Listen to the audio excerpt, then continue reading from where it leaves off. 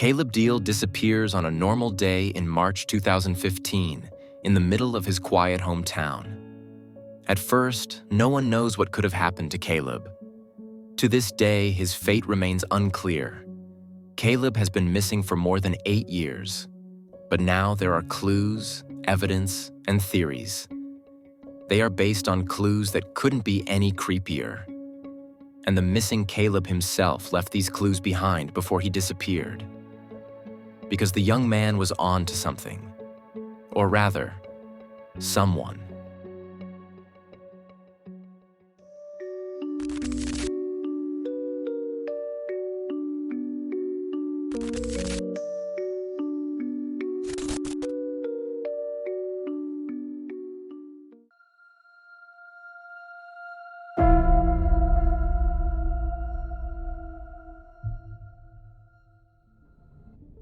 Caleb Diehl is 18 years old and lives with his older sister Courtney in Grapevine. Their mother Tammy lives in the small town of Nocona. Caleb and his 4 siblings also grew up there. Caleb and Courtney visit their mother regularly. This was also the case in spring 2015. Caleb occasionally does odd jobs on a farm in the area. This allows him to earn some extra money during his visits home. In March 2015, Caleb and Courtney spend some time with their mother. March 15th is Caleb's birthday. No one can know that this will be the last birthday the Diehls will celebrate together.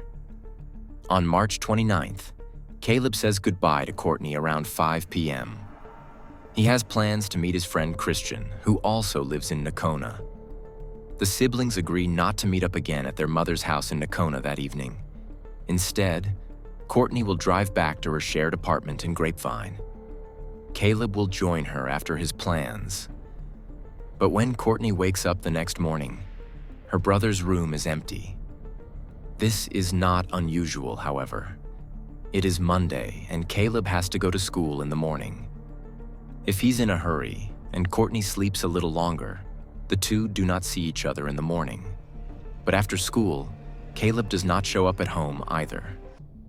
When Courtney tries to reach him on his cell phone later that afternoon, only his voicemail answers.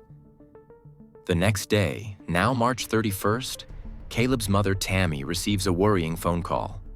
A school employee informs her that Caleb did not show up for class on Monday or Tuesday. Tammy hadn't noticed Caleb's absence until then. She lives in another city, so it's not unusual for her and her son to not hear from each other for a day or two.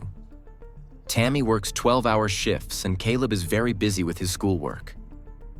After the call from the school, Tammy tries to reach Caleb. But, as with Courtney's attempt, only the voicemail answers.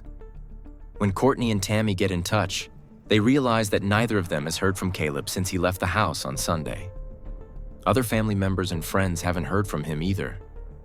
No matter how many times they try to call Caleb, all they get is his voicemail. Tammy also calls Christian, the friend Caleb was supposed to meet with on the afternoon he disappeared. But Christian is totally surprised by Tammy's call. He tells her that he never had plans to meet Caleb that day. Christian wasn't even in Nocona on March 29th. At that moment, Tammy realizes that something is wrong.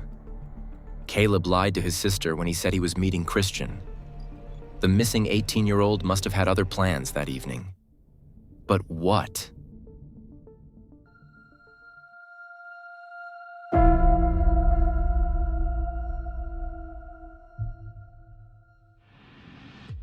On April 1st, 2015, Tammy reports her son Caleb missing. The police set out to investigate Caleb's last known whereabouts. The teenager has been missing for a few days. Although this is worrying, there is still hope that he will turn up soon. Investigators managed to trace Caleb's cell phone data. The last signal was sent on March 30th, 2015, the Monday after Caleb left his mother's house in Nocona. The signal came from the property of Ricky Howard, a family friend. Ricky owns the farm where Caleb occasionally helped out. He had been doing so since he was in middle school. Caleb has always been very interested in the farm and the work there. He grew up with Ricky's 2 sons. The 3 boys have been best friends since childhood. The families even went on vacation together quite often. Caleb and his family also have a very good relationship with Ricky, the father of his friends. There is therefore a logical explanation for the cell phone signal from the Howards' property. Caleb spent a lot of time there.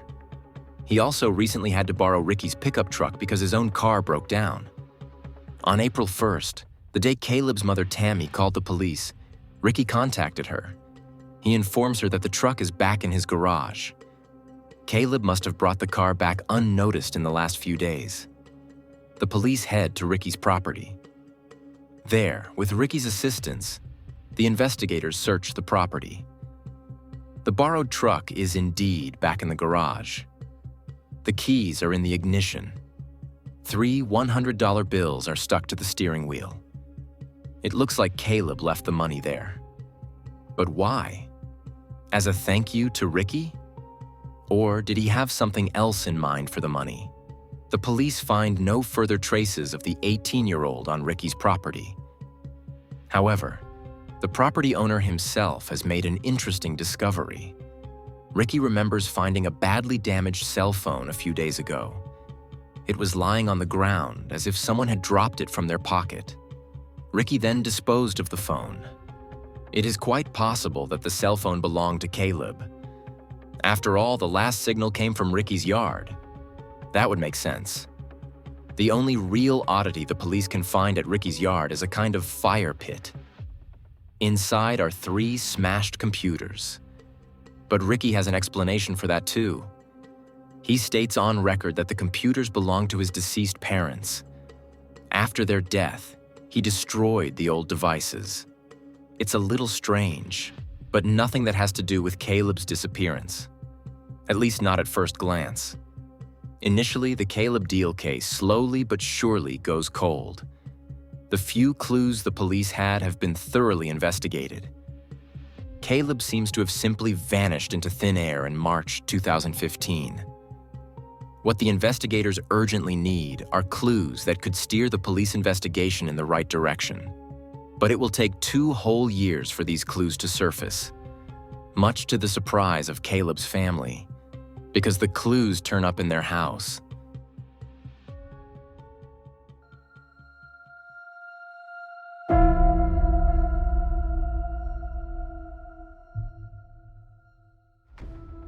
One day, Caleb's mother Tammy is cleaning the house. It's time to go through all the drawers, sort things out, and clean thoroughly. Tammy also opens a cabinet door in the bathroom that is difficult to reach. There she finds something that turns the Caleb Diehl case upside down. In the cabinet, Tammy finds a small video recorder, handwritten notes, and a radio alarm clock with a built-in camera. She has never seen these items before. On the recorder, Tammy finds an audio recording, but the voice on it does not belong to anyone in the Diehl family. It is the voice of Ricky Howard. On the recording, he can be heard asking himself questions like those asked in a lie detector test. It's as if he's practicing for such a test. Each of these questions is about Ricky's sexual interest in underage boys. The handwritten notes are in Ricky's handwriting. They appear to belong to the audio recording. The notes contain further details about the respective questions. On the recordings, it sounds as if Ricky is practicing for a lie detector test. Specifically, one in which he is asked explicit questions about his past as a sex offender. Tammy is completely stunned and confused by the discovery. How did Ricky's handwritten notes and the audio recordings end up in her house? What does the radio alarm clock with the hidden camera mean? And why is her good friend Ricky Howard interviewing himself on the recordings about such a topic? Tammy soon comes up with her own explanation. Her missing son Caleb must have had a plan. He seems to have uncovered a secret about family friend Ricky Howard. It looks very much as if Caleb had gathered evidence against Ricky in order to turn him in to the authorities. And that, in turn, provides a clear motive. If Caleb was on Ricky's trail and Ricky found out, he would definitely have had a motive to harm Caleb.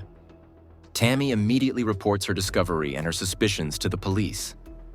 Ricky Howard is now listed as a person of interest. And the police immediately set about securing Ricky's data storage devices. because the man everyone knows as a friendly guy has a dark past.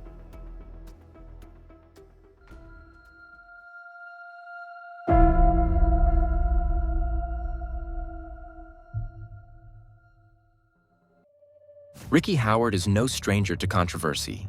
He is said to have been involved in numerous cases of bank fraud since 2007. At the time, he was working at First National Bank, where Ricky was primarily responsible for providing loans to families. However, during investigations into bank fraud in the late 2000s, other allegations came to light. Ricky was accused of abusing a total of 5 underage boys. He probably used his work with families in the financial sector to get closer to the children. He offered the underage boys money to help out on his farm, just like he did with Caleb Diehl. Ricky even had to enroll in a sex offender program at the time. The therapy program's file described Ricky as very intelligent and manipulative. The therapist also told authorities that he had no doubt that Ricky Howard had a sexual interest in underage boys. Ricky himself makes a hair-raising statement about all this. He told his lawyer at the time that he had once received a severe electric shock. This had triggered a kind of amnesia in him. He had no memory of his career at First National Bank or anything related to it. This meant that he could not provide any information about the alleged cases of abuse. In fact, Ricky was only convicted of financial fraud in 2007. The sexual abuse charges were dropped. The only thing Ricky has to do is complete the sex offender program and undergo regular lie detector tests. This explains the audio recordings Tammy found. Caleb must have somehow gotten hold of these recordings from Ricky. He can be heard practicing for the polygraph tests, probably to trick the machine and deny his guilt. In 2015, a few months after Caleb Diehl's disappearance, allegations against Ricky Howard resurface. A boy he abused as a child comes forward to the authorities. He claims to have been abused by Ricky more than 500 times over a period of about 5 years. Ricky is briefly arrested but is released on bail. In January 2016, another victim comes forward. He claims to have been abused by Ricky at the age of 12. Ricky is sent back to prison, but again pays the required bail and is released. In the summer of 2016, Ricky is convicted, but only for illegal possession of a weapon. Ricky Howard is sentenced to 5 years in prison. However, he does not serve time for his alleged crimes against the abused boys. When all this comes out after Tammy's discovery, the shock for Caleb Diehl's family is enormous. No one had the slightest idea that their beloved family friend was an alleged sex offender. Caleb had spent practically half his life with the Howard family. And now, after Caleb's disappearance, Ricky's property is the place where his trail goes cold. All of this fuels the suspicion that Ricky Howard must be responsible for Caleb's disappearance. But that's not all. The police are able to secure a computer belonging to Ricky. It is handed over to FBI digital forensic experts. When they analyze the data, they find exactly what they feared they would find. Ricky had stored numerous explicit photos on the computers. Some of them show the missing Caleb Diehl, and in some of them, Caleb is clearly a small child. In other photos, Caleb is between 13 and 15 years old. The photos must have been taken in the 1990s. 2 other children can also be seen in the numerous pictures. This adds a new sad dimension to the Caleb Diehl case. Apparently, Caleb Diehl was abused as a boy by family friend Ricky Howard. After the discovery of the video recorder and Ricky's notes in the Diehl's house, it appears that Caleb wanted to solve his own case. Tammy suspects that Caleb was gathering evidence against his abuser and wanted to bring him to justice.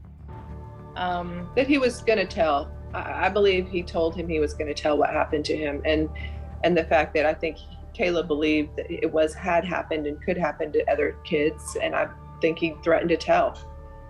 And Ricky didn't want to have to go through that. He thought he could solve his problem. Ricky Howard is immediately arrested for child sexual abuse. It emerges that Ricky destroyed his own SIM card shortly after the investigation began in 2015. According to the GPS signal that located Caleb on his property, he appears to have been worried about being exposed. In 2018, Ricky Howard is arrested by the police. Ricky Howard is charged with possession of child porn. In October 2021, he is sentenced to 30 years in prison. However, Ricky has not yet been charged with involvement in Caleb Diehl's disappearance. All the evidence points to him as the perpetrator, but what is missing is hard evidence. To this day, it has not been possible to determine exactly what happened to Caleb Diehl. There is no body, no witnesses, and no further traces on Ricky's property. While it is quite possible that Ricky Howard is responsible for his disappearance, he himself has not commented on the case to date. Even today, Caleb Diehl's family is still waiting for answers. And only Ricky Howard himself can probably provide those answers. However, it is uncertain whether he ever will. At the moment, it looks as if Caleb tried to take action against the man who abused him on his own. The only good thing is that Ricky, now 62, will remain behind bars for a very long time due to his 30-year prison sentence. Perhaps even for the rest of his life. That way, he can't harm any more children. However, that doesn't change the fact that Ricky Howard destroyed numerous lives. Even though Caleb may never know, by placing the evidence in his mother's house, he was able to put the police back on Ricky's trail. It is to be hoped that Ricky Howard will break his silence at some point. He will be in prison for a very long time anyway. He owes it to Caleb's family to tell them what happened to the boy. All the Diehls want to know is what happened to their Caleb and what the man they thought was their friend may have done to him. And that's it for today's case. I would really appreciate a subscription, like, or comment. This really helps support the channel. And please activate the bell, as this will ensure that the video gets a lot of interaction shortly after it is uploaded. This increases the likelihood that the video will be recommended to people who haven't subscribed to Insolito yet. Thank you in advance and thank you for watching. I wish you a good morning, afternoon, or evening, depending on when you're watching this video, and I hope to see you again in the next video. Until then, bye everyone.